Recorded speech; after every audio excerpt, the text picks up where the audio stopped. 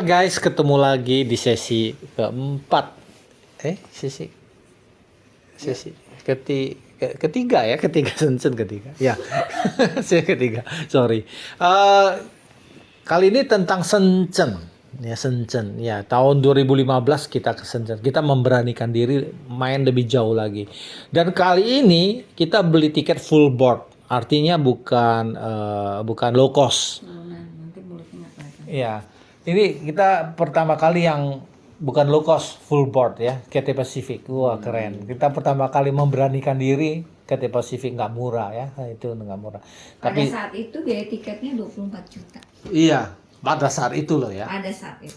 Dan itu pun dikatakan udah harga promo oleh orang Cathay, ya bayangkan. Jadi kita memberanikan diri ya demi anak-anak biar ngerasain, biar eksperimen, biar punya wawasan juga, punya kenangan juga. Kita menggunakan tiket pesawat bukan low cost ya, yang full board. Artinya ya dapat makan dan sebagainya, dapat kuota bagasi dan sebagainya ya. Tapi jamnya ya memang agak sedikit berat ya, jam 3 dini hari berangkatnya ya. Nah, karena berangkat jam dini hari artinya kita check-in jam 1 dini hari ya kan. Nah, karena bukan jam 5. Berarti jam 5 keberangkatan, berarti kita check-in harus jam 3. Kalau check-in jam 3 berarti kita harus bangun jam 1 kan minimal. Bayangin, bangun jam 1. Jadi kagok banget tidurnya aja ya, bangun jam 1 dini hari. Akhirnya karena anak masih kecil ya, akhirnya kita memutuskan kita harus nginep hotel di dekat bandara supaya nggak risiko ya kan. Karena itu sangat risiko. Jam 1 harus bangun ya kan, jam 3 udah harus nyampe airport, bayangin. Nah, jadi kita cari aman, kita nginep di hotel di Ibistel ya waktu itu ya. Di Ibistel, dan itu waktu itu murah ya, masih murah, dan kita ambil satu kamar. Ya biasalah nyempil-nyempil ambil satu kamar ya, anak masih kecil-kecil bisa. Di Ibistel bagus hotelnya, saya bilang ada kolam renang juga ya.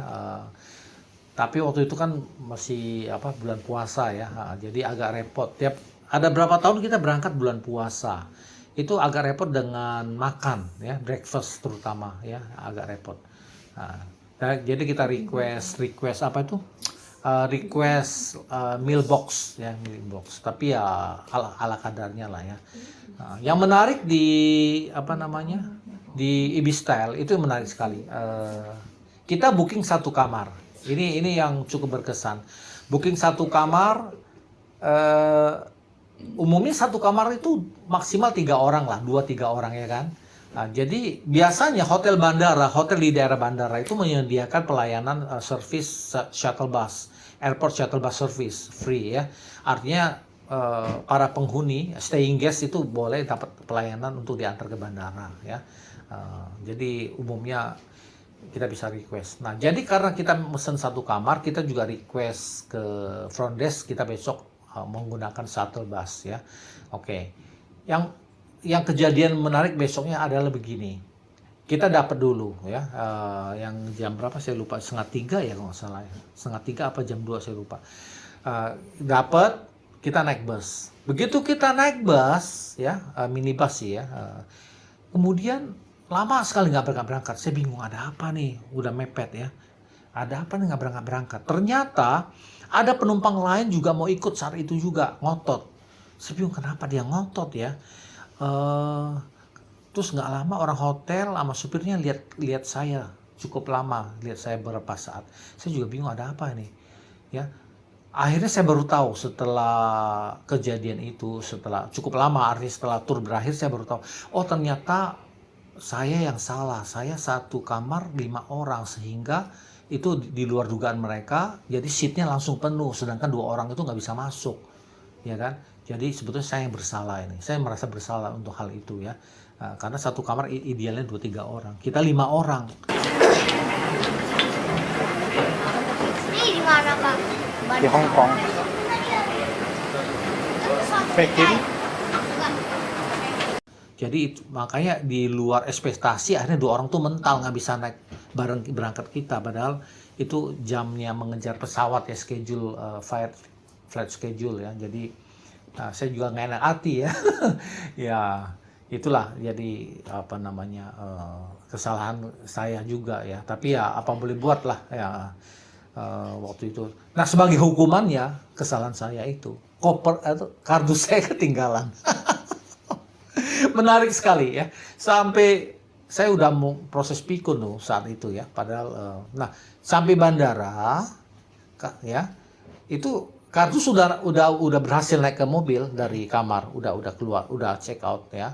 Sampai bandara lupa diturunkan, masih di dalam shuttle bus itu ya, kardus kami ya. Nah, begitu check in istri saya, mami yang mengingatkan, "Mana kardusnya?" Waduh, saya bilang, "Iya, mana ya?"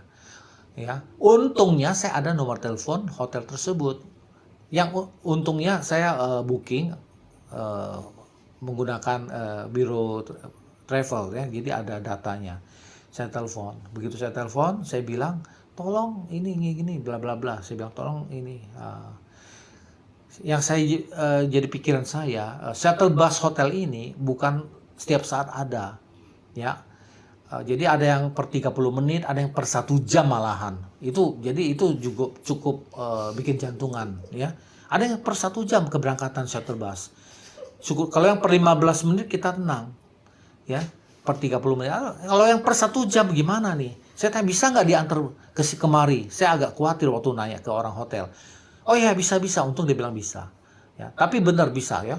Jadi gara-gara itu saya harus keluar lagi. Ya, tahu sendiri bandara Soekarno-Hatta begitu keluar masuk kan ribet. Security check dan antri lagi, bukan soal security checknya, antrinya itu yang bikin jantungan.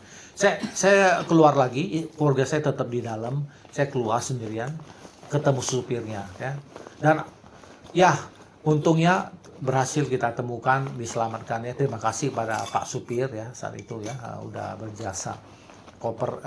Kardus kami ketemukan. Tahun 2015 itu paling menarik buat keluarga kami karena tahun itu saya penuh dengan kepikunan. Banyak kejadian yang aneh dan lucu ya. Kejadian berkesan sekali ya. Dan tahun yang paling mahal ya perjalanan kita ya dari biaya pesawat. Ya, kira-kira seperti itu tentang awal perjalanan kami. Dari awal istri saya bilang ini sudah alamat ya. Saya juga mengatakan dari awal sudah alamat. Kenapa? Dari pesan taksi, waktu itu masih taksi ya, belum ada Grab. Pesan taksi suruh jemput kami. Yang menariknya biasanya jemput kami itu di depan rumah atau dekat rumah atau di pengkolan ya, di Alfamart. Tapi kali ini aneh, nggak tahu kenapa nggak biasanya itu supir taksi nunggunya di BRI di belakang sono, di belakang bagian belakang rumah kami ya. Nah, dia ngotot nggak mau maju, dia nggak bisa menemukan kami kan. Saya di BRI katanya. Wah, saya kaget kok di BRI. Ya, dari awal saja udah bertanda ya. Sebenarnya pertanda kecil banyak, sepertinya macetnya cukup parah waktu ke bandara ya waktu itu. Dan itulah pertanda-tanda tahun ini penuh tantangan dalam hati saya. Nah, yang menarik lagi, ini hal kecil yang saya mau ngomong. Begitu nyampe ke Hong Kong, ya, mendarat di Hong Kong, yang anak kedua saya hampir nanya, "Pak, kita di mana?" Padahal dari sebelum berangkat udah dijelasin berkali-kali bahwa kita ke Hong Kong. Dia masih nanya, "Pak, kita di mana?" Ya, itu menarik sekali menurut saya. Masih. Ini di mana, Pak? Di Hong Kong. Peking. Nanya juga, ya, aduh, udah bayar begitu mahal masih nanya kita kemana, ya. Nah, kemudian apalagi ya? Oh ya, air minum di Hong Kong kan di bandara ada air minum gratis ya. Saya melihat tidak seenak di Changi Singapura ya. Jadi air minumnya agak bau sedikit ya. Itu aja sih tentang perjalanan pertama. Nah, Shenzhen, proses dari Hong Kong ke Shenzhen itu perlu perjuangan. Kita harus gonta-ganti berapa kali kendaraan ya. Kita ya sana kan biaya hidupnya tinggi di Hong Kong. Jadi kita makan bawa dari Jakarta. Ya, begitu nyampe jam makan siang kita makan bread talk di bandara ya, kita makan pokoknya kita irit lah ya. Kemudian kita nyari bus ya. Jadi nyari bus juga untungnya gampang ya, tidak terlalu membingungkan Ya, begitu nyampe perbatasan di Sengshui itu suasananya total berbeda ya. Hong Kong begitu tertib rapi, begitu sampai perbatasan, wah manusia semua ya di stasiunnya. Saya agak sedikit khawatir ya, bawa banyak barang, bawa banyak anak ya. Saking kita bawa banyak barang, kita selalu melewatin tempat pemeriksaan tiket yang berbeda, yang lebar. Jadi untuk bagasi, yang jadi bisa untuk bagasi ya. Saking ribetnya. Kira-kira begitu perjalanan ke Shenzhen ya. Kemudian sampai di Shenzhen kita juga bingung ya. Saya lihat dari peta tidak jauh ke hotel, tapi untuk jalan kaki cukup jauh. Terpaksa kita harus naik taksi. Begitu kita mau antri taksi, antriannya luar biasa ya. Karena populasi 1,5 miliar ya China itu. Jadi apa-apa antrinya luar biasa. Jadi anak masih kecil-kecil lo antri lama, aduh udah capek dari pagi ya, kurang tidur. Akhirnya kita putuskan pakai taksi gelap, ya kan? Taksi gelap nggak murah sih, tapi ya udah apa boleh buat ya. Dan kita share lagi sama penumpang lainnya, ada ibu dan anak waktu itu kan, share, dia juga ikut. Tapi dia di drop dulu, entah dia lebih dekat atau entah apa, dia di drop dulu ya. Baru kita di drop. Yang menariknya waktu naik taksi, saya belum terbiasa, saya masuk ke arah yang salah, ke tempat sopir, karena di sana setir kiri, kita setir kanan. Begitu saya buka pintu, sopir. Mereka setir kiri ya. Oke, belum terbiasa. Nah jadi setelah itu, yang menariknya itu sopir mengatakan, di sini tempat apartemen kalian. Mana apartemen gedungnya? Di situ tuh katanya. Saya masih ragu, ini supir bohong kali ya. Dia males sekali antar kita. Antara keraguan itu istri saya juga ragu. Tapi saya merasa mungkin benar ya, dari peta dan segala macam. Ya udah kita putuskan turun, dan ternyata benar tidak jauh. Kita tarik koper nyampe ke Shenzhen. Apartemen. Kita pakai apartemen. Yang menariknya di apartemen Shenzhen itu dia bukan hotel tapi apartemen yang sifatnya bukan untuk umum. Artinya kita ke sana, akses sana nggak gampang. Kita nggak ketemu security ya. Jadi harus orang yang punya hotel kasih approve, kita baru bisa naik ya. Jadi dia harus kasih waktu itu kan liftnya harus pakai apa gitu ya, pakai card ya, baru bisa naik kan. Saya lupa judulnya. Harus pakai kad. Nggak mudah ya, jadi mau naik itu harus pakai kode gitu. Nah, sambil di sana lobby mereka, front desk mereka itu menggunakan satu kamar. Jadi satu kamar apartemen atau hotel itu digunakan untuk front desk ya. Ternyata itu dikelola keluarga. Di situ emak-emak semua yang ngumpul di front desk. Melihat kita bawa anak kecil semua curious, tanya panjang lebar. Tapi kita anak-anak kelelahan, jadi tidak begitu antusias merespon ya. Kita juga kecapean. Nah begitu nyampe kamarnya cukup bagus ya, gede, tapi di Shenzhen itu bocor ya, bau pesing ya dari atas kayak. Kemudian semua nggak berfungsi, mesin cuci nggak berfungsi, kompor nggak berfungsi ya, hanya teko air untuk berfungsi, teko listrik.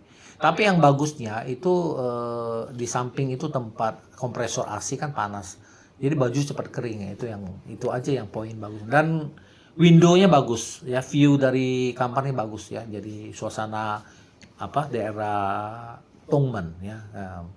Nah, kita bagusnya di lokasi juga. Kita pas di Tongmen ya, di Laochie di situ, pusat keramaian. Jadi kalau mau apa gampang. Tapi karena saya kecapean, akhirnya mami sendiri yang muter-muter malam harinya. Karena saya udah capek ya. Nggak ikut ya. Jadi namanya anak-anak di apartemen ya. Nah, waktu itu yang menarik lagi saya ingat, kita waktu itu belum ada smartphone ya. Jadi masih handphone biasa, masih SMS-an biasa.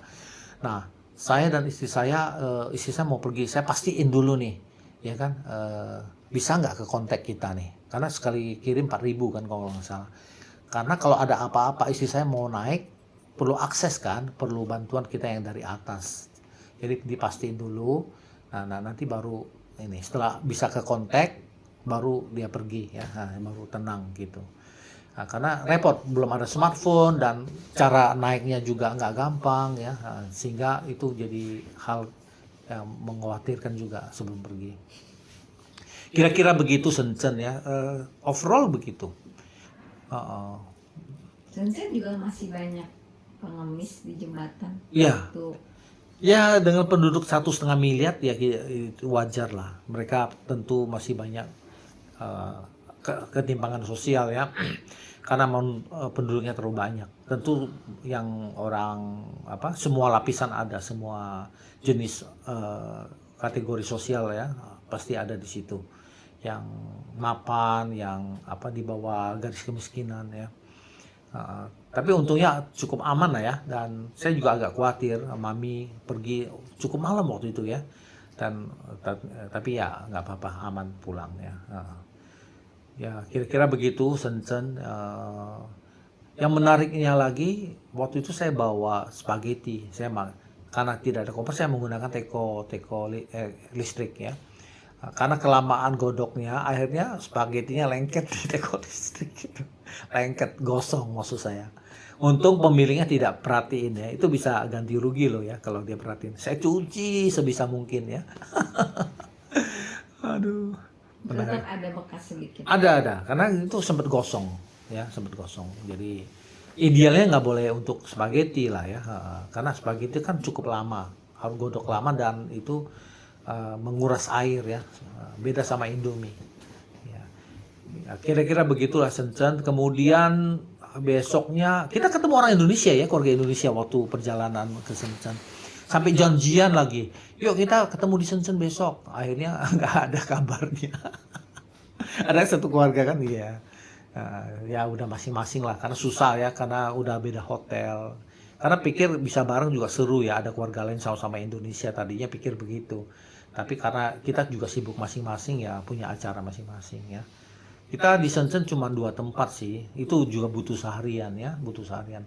Window of the World dan China Folk Culture Village atau Splendid of China. Nah itu udah butuh seharian ya, setengah hari ya. Nah di saat di Shenzhen itu saya merasa ya, entahlah, saya merasa itu paling panas selama perjalanan kami, termasuk yang paling panas suhunya.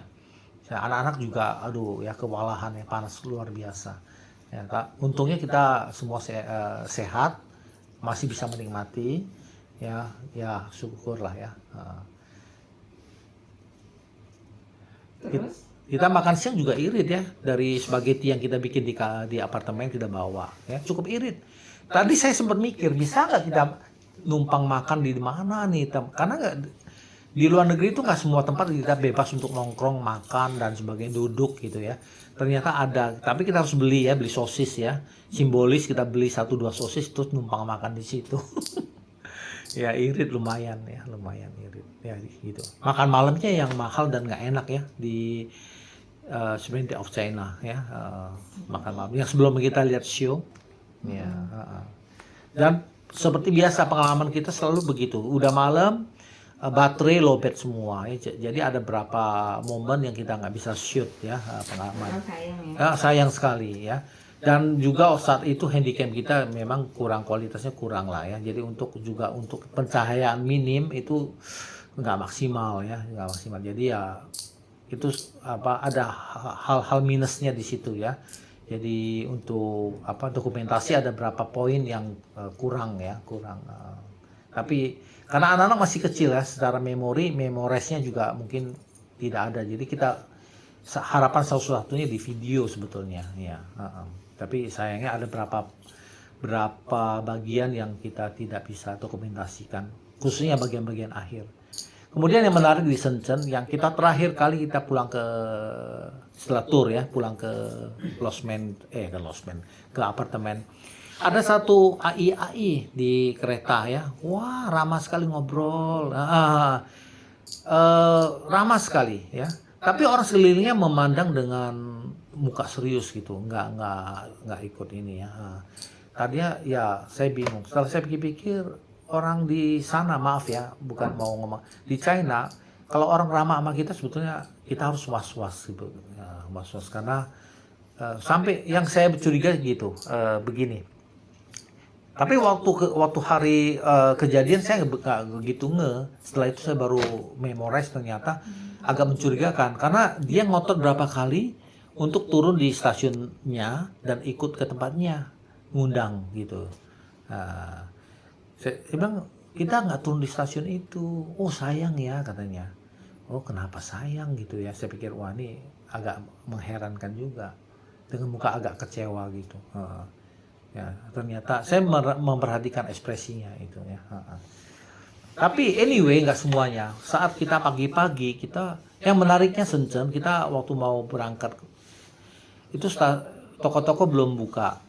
Kita mau ke akses ke subway, itu ternyata harus melewati pertokoannya nggak gampang, nggak seperti Hong Kong gampang sekali kita mau nyari akses menuju subway. Ini Shenzhen nggak, kita harus melalui pertokoan baru nyampe ke metro subway-nya. Dan metro subway belum buka, jadi hanya berapa akses yang dibuka. Nah itu orang lokal yang tahu. Saking bingungnya kita muter-muter, akhirnya untuk satu AI itu benar, itu asli baik orangnya, tulus. Dia kasih tahu, dianterin, ini tempatnya ya. Itu saya akuin itu memang tulus. Ya terima kasih untuk AI itu. Ya. Jadi untung. Kemudian ya yang menarik lagi adalah kita beli tiket ya di Shenzhen, tiket kereta subway. Itu ditolak. Jadi rewel sekali mesinnya, dia milih banget, uang yang harusnya bagus banget. Sedangkan China itu 1,5 miliar penduduk, uang yang bagus itu pasti jarang, banyak tangan yang megang kan, jadi ditolak terus ya. Bahkan paling awalnya kita mau beli tiket nggak ada uang kecil ya, bingung mau cari uang kecil di mana, untung dikasih tahu oh bisa tuker di loket ya. Ya kira-kira begitu Shenzhen ya. Waktu Shenzhen besoknya kita mau ke Makau ya, ingat nggak? Itu saya ingat sekali perjalanan dari Tongmen Laochie sampai ke pelabuhan feri itu jauh sekali, lama sekali, 1 jam 1,5 jam ya, sehingga anak-anak kecapean juga. Nah awalnya dari kota kan penumpang banyak, anak-anak kita nggak dapat duduk lah udah pasti, tapi anak-anak kan masih kecil. Orang China itu kurang empati ya saya lihat ya. Jadi mereka lihat banyak anak kecil. Kalau di negara lain saya lihat mereka lihat ada anak kecil, duduk aja pasti gitu. Banyak kan begitu sih. Lihat anak masih kecil-kecil. Ini enggak, cuek aja gitu ya. Jadi anak-anak saya tuh masih di lantai semua ya, karena kecapean perjalanan jauh. Itu aja yang saya lihat kalau dari Shenzhen ya. Nah untuk Shenzhen Macau ferinya paling mahal. Jadi kalau Hong Kong ke Shenzhen ferinya nggak semahal Shenzhen Macau ya. Macau Hong Kong juga nggak semahal Shenzhen Macau. Jadi jalur Shenzhen Macau itu paling mahal ya. Kita setiap hari kekurangan uang ya. Artinya untuk ditukar. Ada uang tapi nggak sempat tukar uang lokal maksud saya. Waktu besok kan mau Shenzhen ke Macau beli tiket feri. Kita malamnya tukar duit di Shenzhen kan, di Laochie itu ya. Di Macau juga gitu, besok mau ke Hong Kong, cari tempat tukar duit untuk besok berangkat ke Hong Kong kan gitu ya. Tiap hari begitu aja, ya duitnya selalu kurang untuk tiket, jadi beli ya. Untungnya masih bisa tukar ya, keburu tukar. Jadi Shenzhen untung gampang ya, saya akuin Shenzhen sangat gampang, mau apa-apa gampang, mau tukar duit gampang, di mana-mana ada. Ya, jadi sampai malam pun mereka buka ya, itu sangat menolong juga. Ya kira-kira begitu tentang Shenzhen. Ada mau nambahin ya? Yang saya ingat tentang Shenzhen ya. Apartemennya cukup bagus, artinya tempat tidurnya banyak ya. Bahkan ada sofa lagi ya. Jadi semua orang dapat tempat tidur gampang sekali. Jadi benar-benar sesuai ya. Ada berapa pengalaman kita apartemen yang tidak sesuai dengan janjinya, tulisnya 5 orang ternyata enggak. Tapi ini benar-benar bisa 5 orang. Ya. Itu saja tentang Shenzhen ya. Kemudian waktu kita check in minta DP, kita nggak ada uang lokal ya, ada US. Itu dia berat hati, orang Cungko paling nggak suka terima US kan. Tapi sebenarnya saya nggak ada, mau nggak mau dia terima ya. Nah besoknya kan istrinya waktu kita check out yang standby di front desk. Terus kita katakan kita mau ambil deposit, dia bingung. Untungnya kita ada bukti ya, tanda terima dan sebagainya. Nah, jadi baru dia keluarin karena kita pakai US kali ya, jadi dia agak bingung, tidak nggak entah kenapa tidak terdata atau apa. Ya kira-kira begitulah Shenzhen yang saya ingat ya tentang perjalanan di Shenzhen ya. Oke, demikianlah. Terima kasih ya. Sampai jumpa untuk yang berikutnya. Ya, sehat selalu ya. Sampai